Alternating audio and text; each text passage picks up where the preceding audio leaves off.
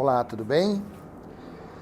Por que Paulo não falou que Jerusalém iria ser cercada e destruída? Por que isso me chama muito a atenção e não é de hoje? As pessoas se reúnem como igreja porque dizem que estão no conhecimento atualizado de Paulo. Eles dizem que através da pregação das palavras de Paulo, é que todas as pessoas, depois de quase 2000 anos, estão salvas pela graça que Paulo pregou. Mas se você está se reunindo como igreja, porque por mim você pode se reunir do jeito que você quiser.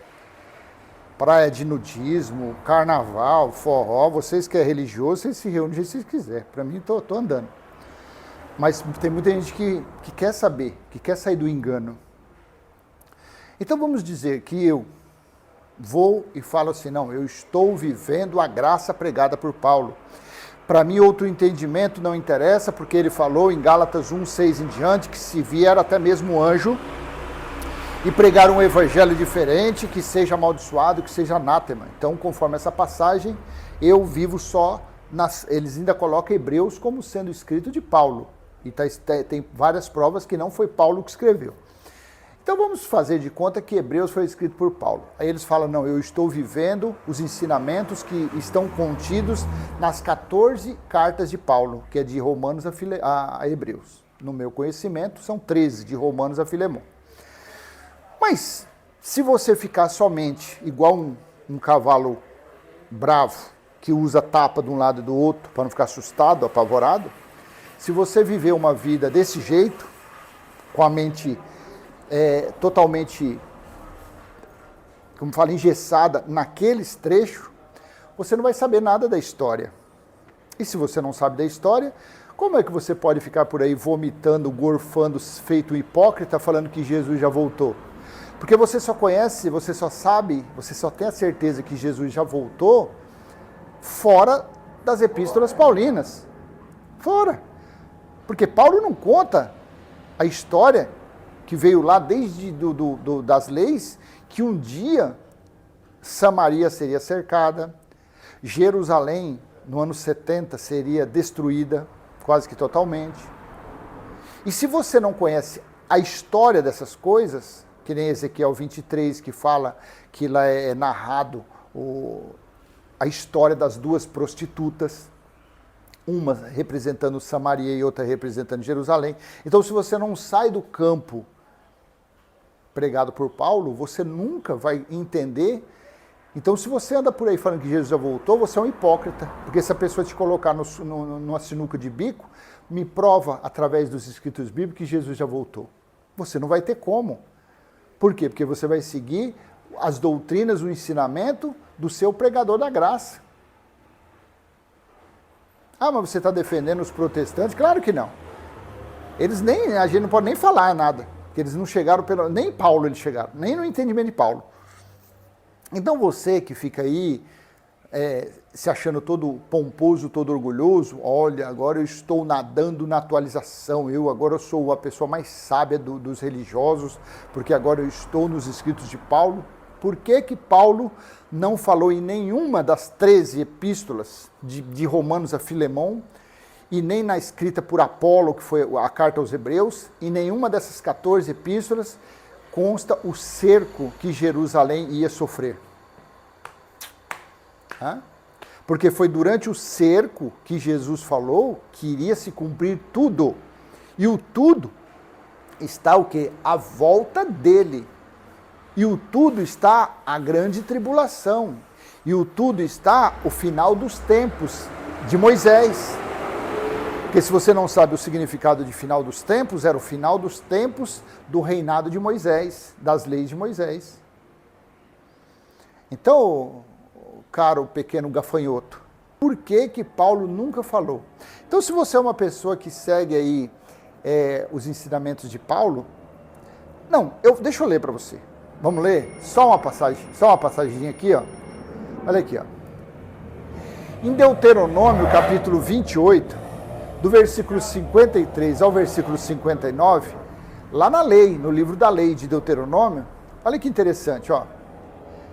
Na angústia, no versículo 53 de Deuteronômio 28. Na angústia e no aperto em que vocês ficarão com o cerco dos seus inimigos, vocês comerão o fruto do seu ventre, isto é, a carne de seus filhos e de suas filhas que o Senhor, seu Deus, lhe der.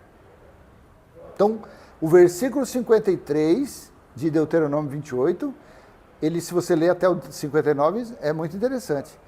Então aqui já começou na lei falando que eles, os judeus, eles iriam sofrer um cerco. Eles iriam ser cercados por alguém. Depois disso, você vai para Lucas 19, versículo 41, 44. Quando Jesus disse assim, ó, quando Jesus ia chegando a Jerusalém, vendo a cidade, chorou por ela, dizendo, se você soubesse ainda hoje o que é preciso para conseguir a paz, mas isto está agora oculto aos seus olhos. Pois virão dias